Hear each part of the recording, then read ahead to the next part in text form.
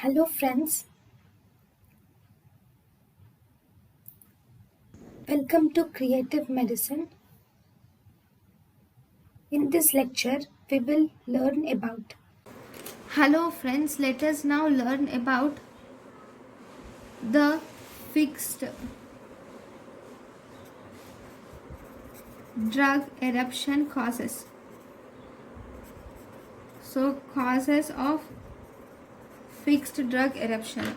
Fixed drug eruption is seen in antibacterials like sulfonamides,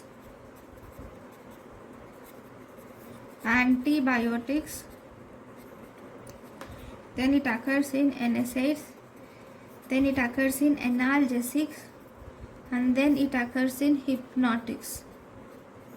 How are you going to? The first step of management of this fixed drug eruption is discontinuation of offending agents.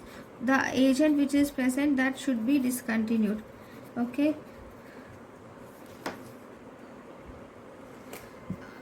So thank you for watching. Thank you and thank you for watching.